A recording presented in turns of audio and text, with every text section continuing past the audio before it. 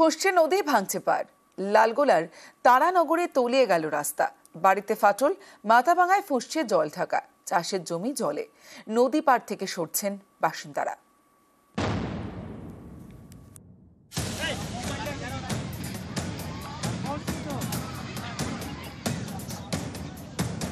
নদীগর্ভে রাস্তা, এই দেখুন ভেঙে পড়লো আস্ত একটা গাছ। ভয় ধরাচ্ছে ভাঙন। বাড়ির চাল থেকে টালি খুলে নিচ্ছেন যেটুকু বাঁচানো যায়।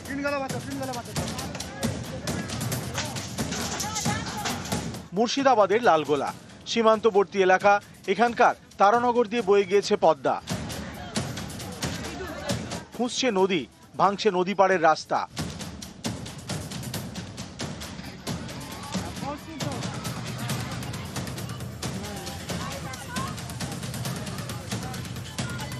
আমাদের যে বিএসএফ এর রোডটা, নজরদারি করা রোডটা পুরোটা ভেঙে একটা বাড়ি পুরো ফাটাল ধরে নিয়েছে এই পদ্মার জলে। আমরা ভীষণ আতঙ্কে আছি। আমরা আমাদের বাড়ির সব জিনিসপত্র, কেউ তাদের সন্তানকে সুরক্ষিত জায়গায় নিয়ে যাচ্ছে, কেউ আবার কারোর ঘর জিনিসপত্র সব মালপত্র নিয়ে অন্যত্র রাখছে। ওর আর মাথা গোঁজার জায়গা নেই। এতদিন ধরে যা ছিল ঘর, ওর সেই ঘর বাড়ি নদীতে তলিয়ে গিয়েছে। রাস্তা ভেঙে তলিয়ে গেছে পদ্মায়।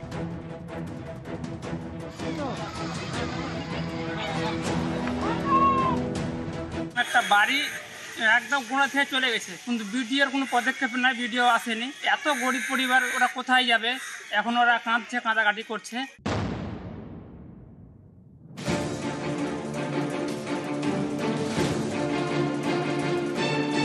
কোচবিহারের মাথাভাঙা, এখানকার ইন্দ্রের কুটি দিয়ে বয়ে গিয়েছে জল ঢাকা।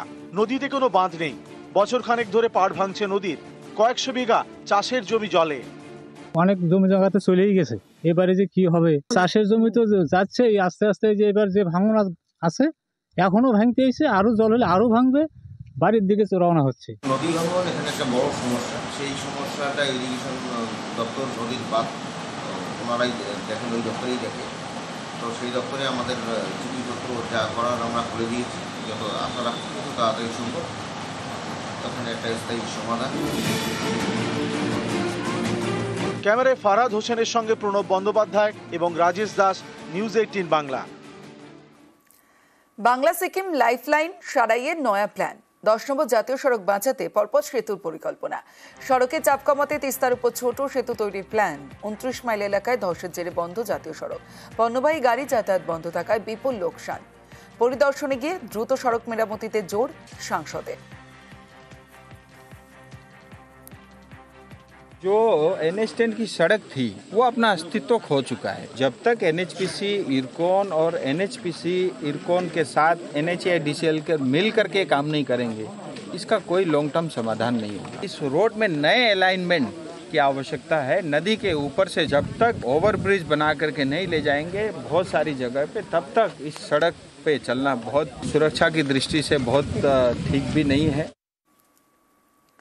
হাই ভোল্টেজ সানডে সন্ধে ডুরান্ড ডার্বি টুর্নামেন্টের কোয়ার্টার ফাইনাল। ফুটছে মোহনবাগান, ইস্ট বেঙ্গল দুই টিমে।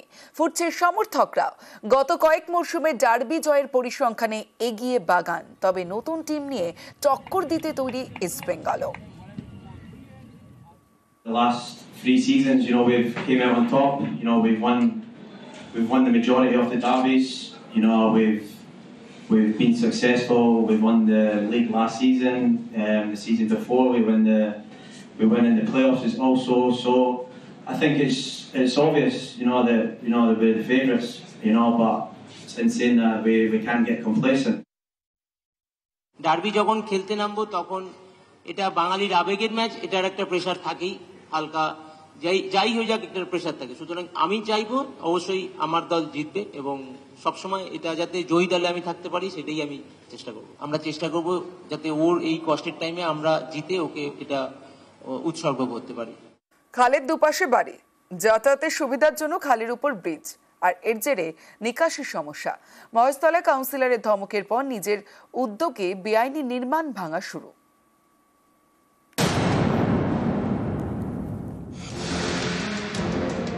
খালের উপরে তৈরি হয়েছে ব্রিজ একেবারে ব্যক্তিগত উদ্যোগে। বিষয় নজরে আসতেই স্থানীয় কাউন্সিলরের ধমক। আমরা সরকারের কাছে দৌড়ে দৌড়ে ব্রিজ বানানোর পারমিশন পাচ্ছি, কারণ আপনি ইচ্ছা খুশি করে ব্রিজ বানিয়ে দিলে তখন কাউন্সিলর কে ছিল, এই ব্রিজটা করার পারমিশনটা কিন্তু সেটা সবচেয়ে বড় কথা। শেষমেশ নিজের উদ্যোগে বেআইনি নির্মাণ ভাঙার কাজ শুরু। মহেশতলা পুরসভার 17 নম্বর ওয়ার্ড, এখান দিয়ে বয়ে গিয়েছে পুরনো মণি খাল। চকমিরে এই খালের দুদিকে শঙ্কু মণ্ডলের বাড়ি। যাতায়াতের সুবিধার জন্য খালের উপরে তৈরি করা হয়েছে কংক্রিটের ব্রিজ। অভিযোগ, এর জেরে এলাকার জল বেরোচ্ছে না। ভারী বৃষ্টি হলেই বেশ কয়েকটি এলাকা জলে ভাসছে।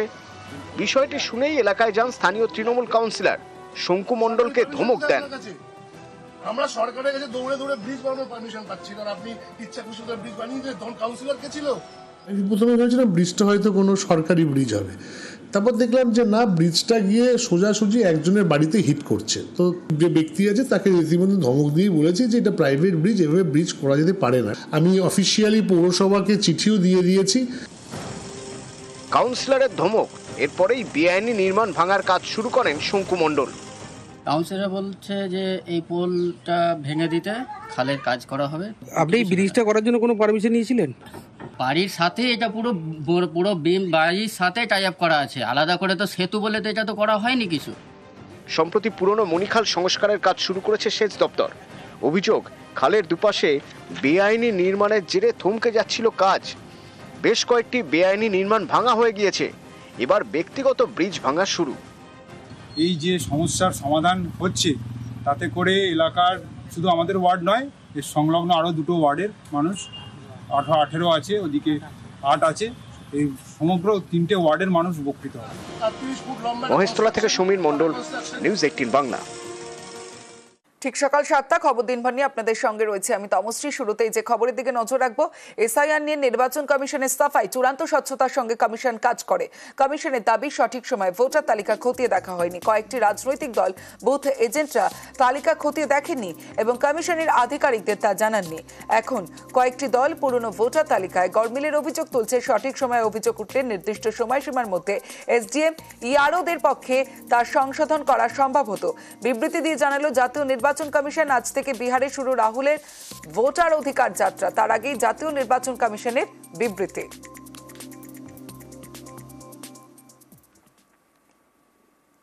দ্য বেঙ্গল ফাইলসের ট্রেলার লঞ্চে বাধা। ট্রেলার লঞ্চের অনুষ্ঠান বন্ধের অভিযোগ। বিলাসবহুল হোটেলে ট্রেলার লঞ্চে বাধার অভিযোগ। রাজ্যের বিরুদ্ধে অভিযোগ পরিচালক বিবেক অগ্নিহোত্রের।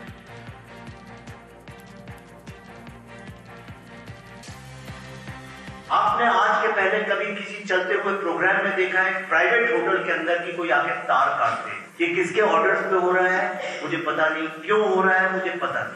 कोई भी ऐसा व्यक्ति जो भारतवासी है, बंगाली है, इस ट्रेलर को देखने के बाद भारत के उस अनकवर्ड ट्रूथ के बारे में जानेगा। कौन है वो लोग जो चाहते हैं कि इसको कोई ना जाने? हमारे ऊपर मल्टीपल FIR लॉन्च की गई है, सारी परमिशन हुई है, उन्हीं के कहने पे ये लगा है। आपने खुद अपनी आंखों से देखा है, प्रोग्राम चल रहा था, आपके सामने उनके मैनेजर्स ने आके, और अभी तक उनके पास कोई रीजन नहीं है, वो ये नहीं बता सकते कि किस कारण से इसको रोका जा रहा है। ফের নাটক বিবেকের। তোপ কুণাল ঘোষের। বাংলাকে কলুষিত করতে নাটক বলে তোপ তৃণমূলের। বিভেদমূলক বিষ ছড়াতে এসছেন আপনার ওই পচা ভিডিও নিয়ে। বাংলাকে কলুষিত করতে চাইছে। ওকে বলুন আগে গুজরাট ফাইলস করে আসতে, ওর দম বুঝবো। ওকে বলুন আগে মণিপুর ফাইলস করে আসতে, ওর দম বুঝবো। ওকে বলুন ইউপি ফাইলস করে আসতে, ওর দম বুঝবো। এই বিবেক অগ্নিহোত্রীকেও অবাঞ্ছিত ঘোষণা করে বাংলা থেকে বার করে দেওয়া উচিত। বিবেক অগ্নিহোত্রী, বিবেকটা কি বিজেপির বিবেক?